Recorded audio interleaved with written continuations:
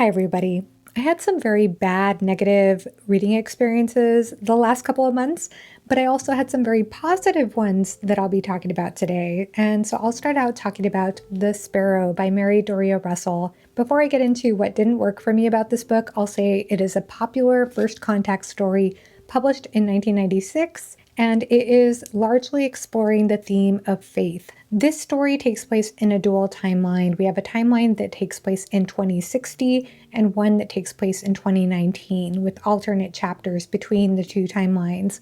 We're following a Jesuit priest, Emilio Santos, and in the 2060 timeline at the beginning, we find out that he is the lone survivor of an expedition to the planet Rakat. He has gone on this mission with other Jesuit priests and with a found family group of friends in order to make contact with this alien species to learn, not proselytize. And he has a facility for language. Therefore, he was sent as a Jesuit priest to learn the language, to make contact, to forge this bridge of peace between the two species, between humanity and the aliens. And we find at the beginning of the story in the 2060 timeline again, not only is he the lone survivor, but he is quite traumatized. And we are trying to figure out what has led to his crisis of faith. The other Catholic priests around him are trying to get him to commit to some crimes that they found he was engaged in when they found him.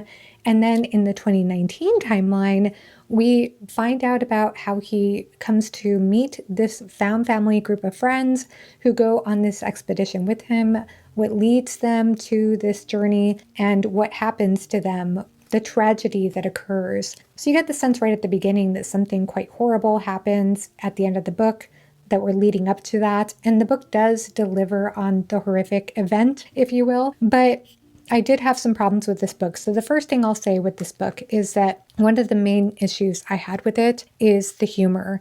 Now, I knew that there would be some humor in the book.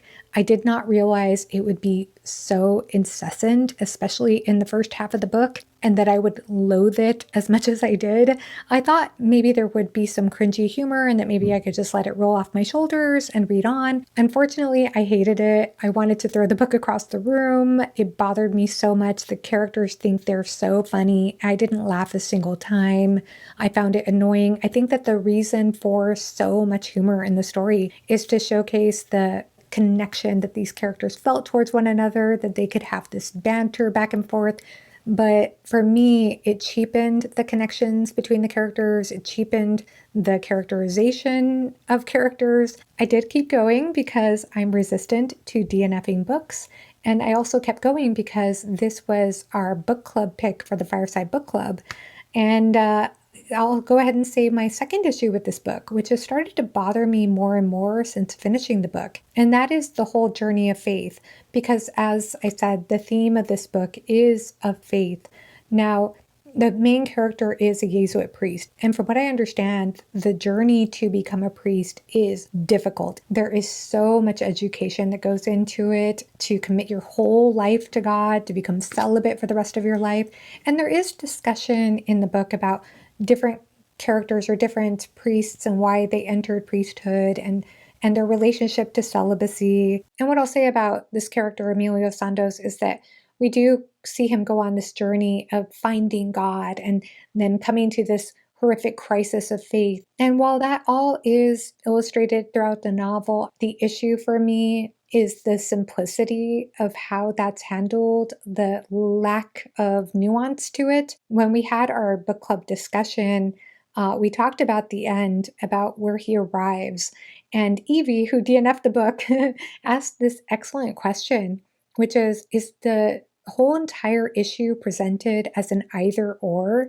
The answer was yes. It's presented in a very simplistic either or way. Even at a certain part in the novel, there's a priest that talks about all of the horrors that priests have gone through in the history of the Catholic faith, not to mention the history of what the martyrs endured in the Catholic religion. All of that history and all of the messages behind that seemed somewhat dismissed in terms of what this character goes through and how he fails to think about those things, or how that doesn't come forth in conversation at the end. So I thought that the thematic exploration was way too shallow for me personally. So that was the second thing that didn't work for me about this book. I did think in the second half of the book, as the humor became far less persistent, that maybe there's a good story in here. And I think that there were some interesting things explored in terms of alien society in this book. And I will say that Mary Doria Russell, that she has a bachelor's in anthropology, in cultural anthropology, and she also has a doctorate in biological anthropology. So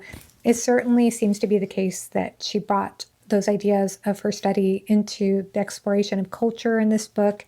But yeah, for me, the more I think about the book, the more negative I feel about it. The Last Light of the Sun by Guy Gavriel Kay is a standalone that was published in 2004 following the Serenity Mosaic. Though it is a standalone, I will say that it would greatly benefit readers to have read The Lions of Albasan and the Serenity Mosaic before reading this one. It even references regions of those books. And this book is largely based on Viking, Welsh, and Anglo-Saxon history.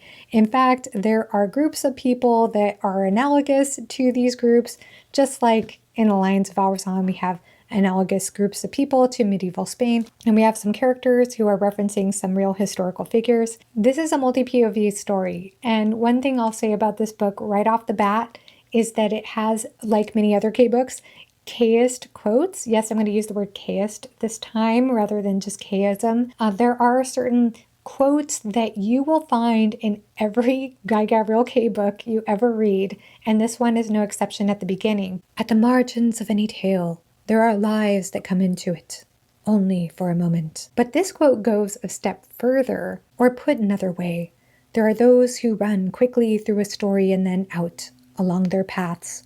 For these figures, living their own sagas, the tale they intersect is a peripheral thing, a moment in the drama of their own lives and dying. The reason I'm reading this quote is because this is pretty much foreshadowing what Kay does in this book. In addition to this multi-POV story with this main narrative that's occurring with these groups of people and specific characters within these groups of people, Kay will often pivot and talk suddenly about a townsperson who somehow intersects with the event and then goes off into their life story, like a little mini saga that occurs. This happens several times. It happens with at least one male character, but most of these little tales are of female characters, women who are peasants, who have hard, rugged lives. And it's interesting that he chose female characters because one of the things that I often hear highlighted about the Serenity Mosaic is that Kay builds this mosaic and he brings attention to these townspeople, a charioteer, a shoemaker, people who are not the main characters, but shows how important they are in the overall picture of things. And yes, I agree with that, but my issue with that in the Serenity Mosaic is that most of those characters were men, and the female characters that were present in the Serenity Mosaic, the vast majority of them were there just to elevate the men or to show off how sexy a certain male character was. I found that so eye-rolling. But in this book, Kay seems to correct course by bringing way more attention to female characters and shows how hard it was to be a woman during this time in history. I think he's doing it for that purpose. I think he's trying to show that these women had lives, and they are lives that are often forgotten, as history usually rewards the victors and also those who are memorialized through art. And in that way, that second point about art memorializing legacy reminds me so much of the Serenity Mosaic. But in the Serenity Mosaic, people or figures or history is memorialized through statues, through mosaics, through this grandiose display. Whereas in this part of the world, we don't have that same quality. This feels far more austere in some ways. This feels far more harsh. And the best aspiring heroes can hope for is to create their legacy through song or saga. But sometimes that even falls short. And it certainly seems to fall short for some of the female characters.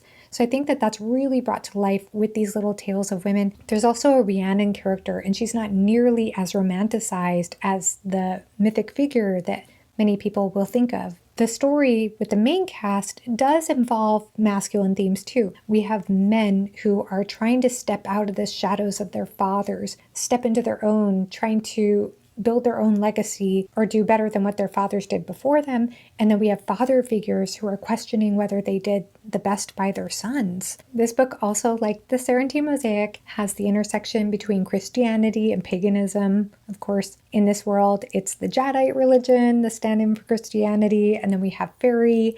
And like other K books, K switches narrative style. He switches to present tense in certain scenes to bring forth that ethereal, mystical quality. And so we are exploring the erasure of fairy, the erasure of this ancient religion. This for me was an excellent book in terms of seeing how it fits in conversation with Kay's other books. There was a lot about it that I greatly appreciated, but I can't say it hit on the level of other K books for me, especially The Lions of Alrazan and A Song for a Bond. Those two are definitely my favorite K books. It's a little ironic to say that this book was not the most memorable for me, as Kay really does love to explore the theme of memory and history. This one just didn't quite stick with me on the level of other K books, but I want to leave room for my personal resonance to increase after the discussion that I have on Philip Chase's channel with Philip and Evan and Aaron, as I'm sure that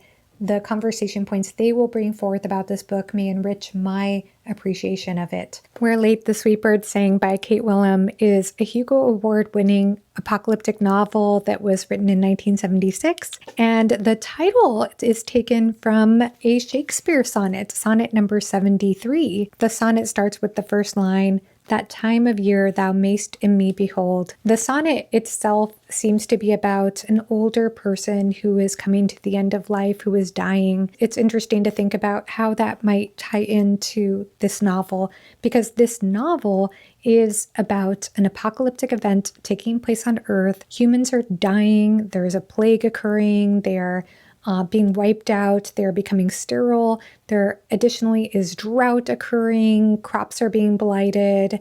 All types of destruction is occurring. And therefore, at the beginning, a character named David and his family build a research hospital in order to explore cloning as a way to continue animals and humans. As you can imagine, with a book about cloning, we do have clones that do come into being.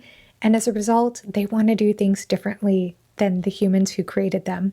They start to create their own ways of living that feel very cult-like. There is a pervy, weird cult thing that occurs with this society. There are many women, for example, who are sisters, who are like the same type of person, who live in the same room, and they fawn all over each other, and brothers who do the same, yet they have these mating rituals where they will go to these dances and give a bracelet to the opposite sex who they want to do mat play with. But for the most part, they don't want to be alone. They don't want to be individuals. They want to be very homogenous. And as much as this is a book about clones, and one might think with a post-apocalyptic book that is exploring this what-if question, that it might be a cautionary tale when it comes to the potential of clones taking over someday, I feel like this is more an allegory for the dangers of losing our humanities, of losing touch with our creative side, with our artistry, with our individuality, and seeing how important those aspects of humanity are, not just for being valued for their own sake, but also for our survival. That comes into play as well. I'll additionally say that I enjoyed Kate Willem's prose. She has some gorgeous nature descriptions that open up just about every single chapter. And yet, at the same time, I'll go ahead and say that I really enjoyed this book. Actually, before I got to the halfway point, I was thinking I need to read more from Kate Willem, and I certainly want to at some point. But I will admit that the second half of the book, maybe the last third of the book, didn't quite grab me as much. I still think it was a very good story with so much to talk about. At the same time, I felt like that last third might have stretched my disbelief a little too far with some of the things that happen. But yeah, I like this book. I think I like this book on a medium level. It was a book that I enjoyed while I read it, but not one that I'm continuing to think about in as much depth. And I like that it got me to visit a Shakespeare sonnet. I know I'm the last person on earth to have read 1984, but I read it, so I'm going to talk about it now. One reason I've had an aversion to reading dystopian literature is because of the grayscale, austere atmosphere that I've always associated with the genre. And the funny thing about 1984 is that you right away get that exact depiction of atmosphere within the first few paragraphs. That, in addition to so much information packed within the first couple of paragraphs, I was so impressed with that. Right away, we get the ubiquitous presence of the Big Brother is Watching poster. As this is a foundational book of science fiction literature, and I would say fiction in general of the 20th century, it's unavoidable to pick up this book without already having in mind Big Brother is Watching and knowing that the book explores fascism and political manipulation and thought police and doublethink, all of those concepts. Yet the book does deliver in explaining how totalitarianism functions on ignorance of the masses and on cognitive dissonance. And additionally, it explores how the rich and powerful become all the more rich and powerful through the business of war, and also about the erasure of history. So there certainly are all those concepts that are executed through the story.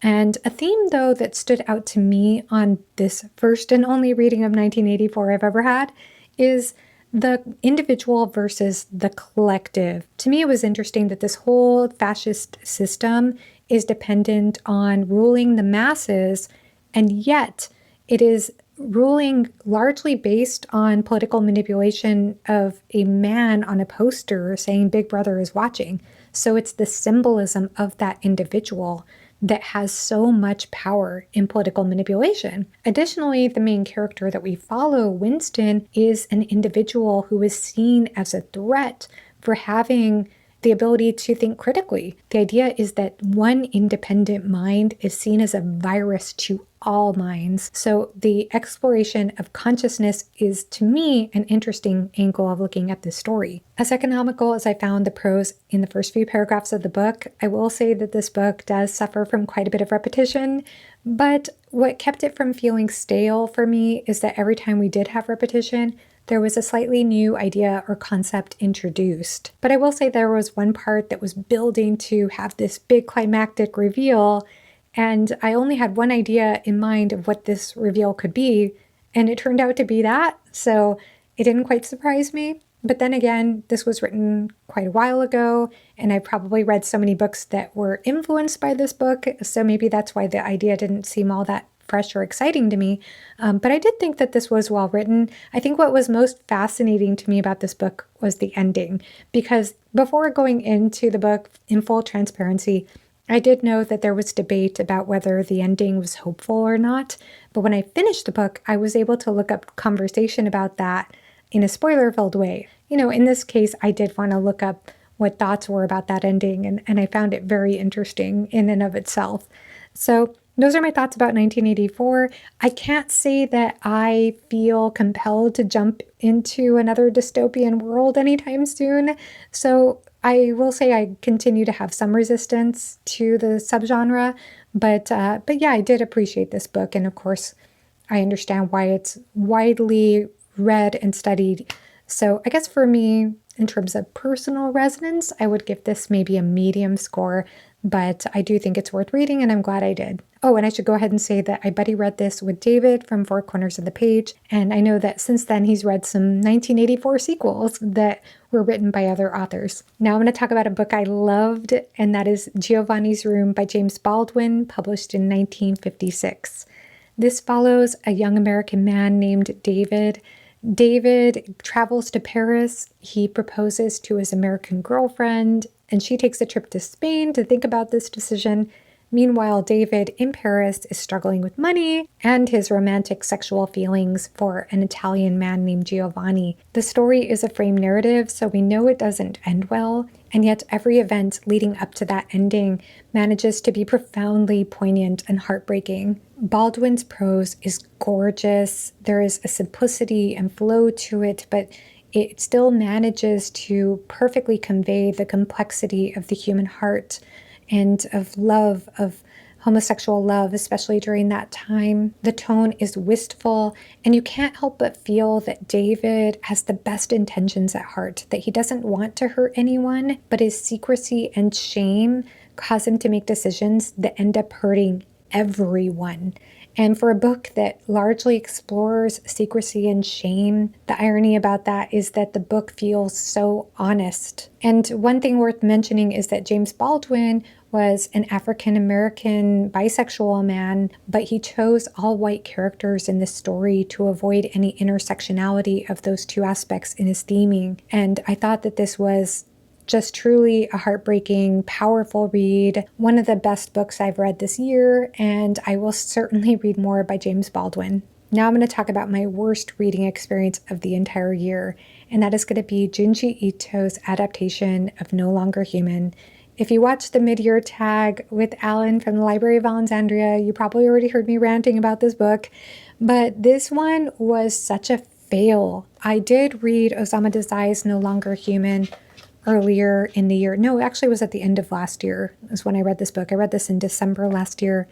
And what I'll say about this is that the adaptation does largely follow the beats of the story of No Longer Human, but it also adds content that I found absolutely abhorrent. In the book, we have the depiction of somebody who is going through the worst depression and alienation fathomable. And this is a book that Dazai wrote right before completing suicide. And you could certainly see a lot of the elements in this book as semi-autobiographical. They correspond to his own life.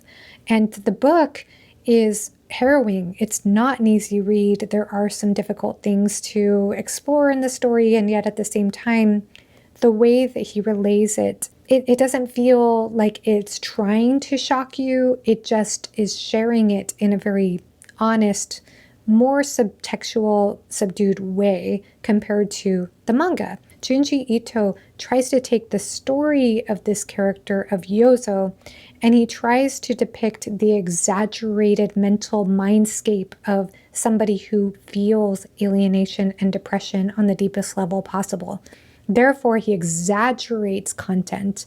And I understood the project or the vision he was going for in trying to make everything over the top, non-subtextual, very explicit, very absurdly dark, but it's also so absurdly comic that I found it cheapened and trivialized the themes of the original story. And not only that, it was the sexual content that I found incredibly offensive. Every single female character in the adaptation is brought forth in a sexual way, whereas that's not necessarily the case in the book.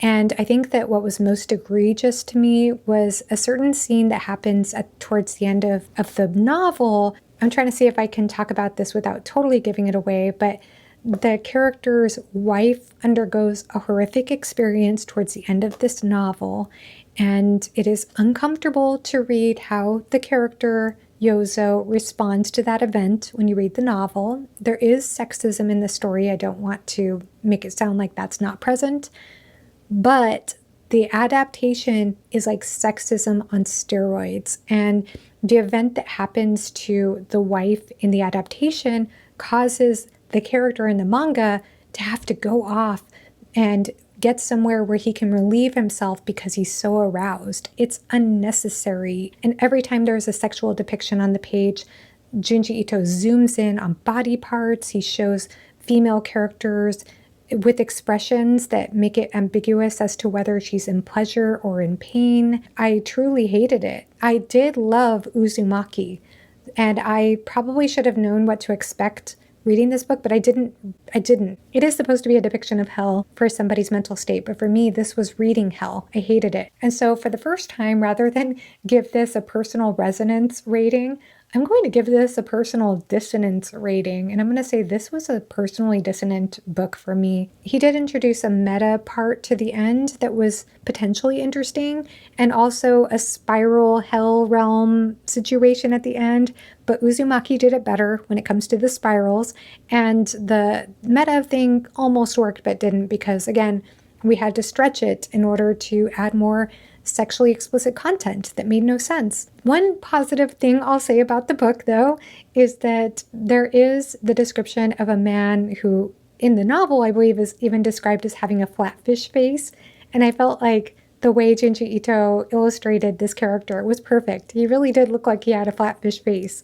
That's the one positive thing I can say about the whole book, but overall, really hated it. Jane Eyre was published in 1847. This book does so many things at the same time and does them very well. On the one hand, it's a Gothic novel with excellent evocative prose and gorgeous descriptions of atmosphere. On the other hand, it can be seen as a coming-of-age novel that explores this unassuming yet discerning, intelligent young woman. And then it's also a turbulent love story that examines power imbalances, deceit, and the conflict of trying to stay true to one's heart and maintain a sense of moral integrity and self-respect.